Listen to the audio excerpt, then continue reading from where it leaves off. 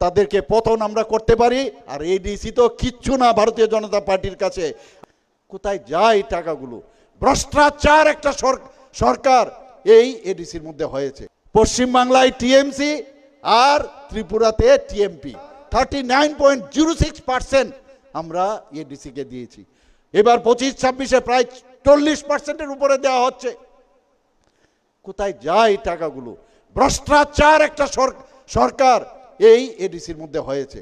বন্ধুগণ, এর জন্যই বলছি, তাদেরকে প্রশ্ন করুন আপনারা কি করছেন। খুব ঠাট বাট বিদেশ ভ্রমণ এইসব চলছে, আপনারা সবাই জানেন। উত্তর নেই। এর জন্য বারবার বলছি, তাদের একজন আমাদের এই সিইওকে দাঁড় করিয়ে দিয়েছে। এবং আমি উনার সময় যত ভ্রষ্টাচার হয়েছে উনার সময় হয়েছে, উনাকে এখন ইলেকশনে ওনাদের পার্টিতে নিয়েছে, সব খবর আছে। এবং সময় মতো যা যা করার সেই কাজটা আমরা করব। আর গুন্ডামি করে আর সোশ্যাল মিডিয়ার মধ্যে উল্টাপাল্টা কথাবার্তা বলে কোনো লাভ কিচ্ছু হবে না।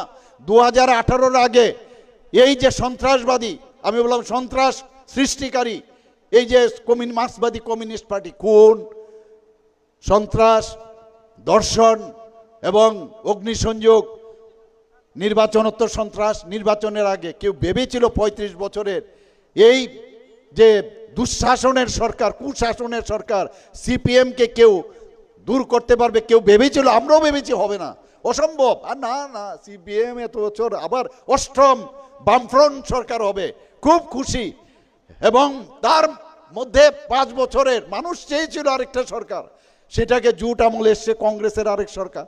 কিন্তু প্রতি বছর 10 বছর পরে উনাদের সময় যে আবার কুশাসন, দুঃশাসন আর এই ধরনের দর্শন থেকে আরম্ভ করে বিভিন্ন যে অত্যাচারের কাহিনী, এই রেকর্ড বাজিয়ে আরও 25 বছর ওনারা রয়ে গেলেন বন্ধুগণ।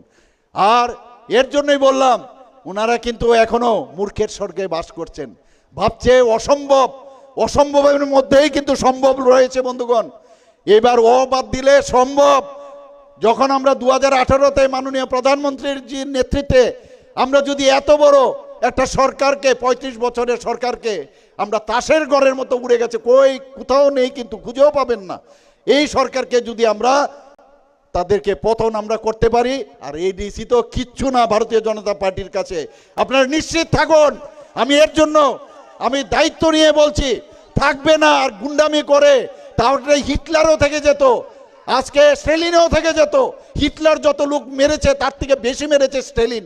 আর স্টেলিনের যে এখন যারা উত্তরাধিকার আছেন আর সারা পৃথিবীর মধ্যে, ওদের কিন্তু আস্তে আস্তে ক্ষীণ হয়েছে। আমি কেরালাতেও কিছুদিন আগে গেছিলাম, সেখানে একই অবস্থা, মানুষকে খুন করা আর এমন সব ঘটনা ঘটছে যেগুলো মুখেও আনা যাবে না। এই যেখানে কমিউনিস্ট সেখানে এইসব, এখানে ত্রিপুরাতেও ছিল, আমরা বেঁচে গেছি। আমাদের পশ্চিমবাংলার মধ্যে 34 বছর কমিউনিস্টরা রাজত্ব করেছে, একই ঘটনা। মানুষ চেয়েছিল একটা নতুন সরকার আসার জন্য, এসছে, টিএমসি এসছে। কিন্তু আমরা কি দেখলাম, এই টিএমসি এখন আগের যে কমিউনিস্ট ছিল তার থেকে ডাবল ফোল্ড, ট্রিপল ফোল্ড অত্যাচার, মানুষের গণতন্ত্র হরণকারী। এবং যেখানে কোনো আইন শৃঙ্খলা নেই বন্ধুগণ, কোনো আইন শৃঙ্খলা নেই। ত্রিপুরাতে আজকে আইন শৃঙ্খলা আমরা প্রতিষ্ঠিত করতে পেরেছি। এখানে ইনভেস্টার্স এখানে আসছে, প্রচুর ইনভেস্টার আসছে। তাই আমি বলছি যে আপনারা যে কাজগুলো করছেন, আর আমি এখন একটা সুন্দর কথা, এবার আমি ওয়েস্ট বেঙ্গল আমি যাব, সেখানে আমি বলবো 17 তারিখের পরে আমি যখন যাব সেখানে ক্যাম্পেইনের জন্য, আমি বলবো আপনারা টিএমসি আর ত্রিপুরাতে টিএমপি, পশ্চিমবাংলায় টিএমসি আর ত্রিপুরাতে টিএমপি, তৃণমূল পার্টি, আমাদের তৃণমূল কংগ্রেস, আর এখানে হচ্ছে তীব্রমতা পার্টি। এবং দুজনেরই কিন্তু একই কায়দায় মানুষকে ভয় দেখানো, মারপিট করা, আমাদের অফিস ঘর ভাঙা। আমি বলবো একটা তো শেষ হয়েছে, এবার আপনাদেরও কিন্তু শেষ হবে। 27 বছর আজকে দিল্লির মধ্যে অসম্ভব বলছে, না ভারতীয় জনতা পার্টির সরকার হবে না। হয়েছে কিনা দিল্লিতে সরকার? উড়িষ্যার মধ্যে হবে না, পট্টনায়কের সরকার সবসময় থাকবে।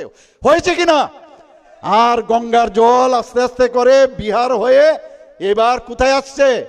এবার পশ্চিমবাংলায় আসছে। সেখানেও কিন্তু একটা বার্তা নিয়ে আসছে যে সবকা সাথ সবকা বিকাশ বিশ্বাস। আর আমরা ভায়োলেন্সে কোনো অবস্থায় ভারতীয় জনতা পার্টি বিশ্বাস করে না। ভায়োলেন্স আমরা করব না।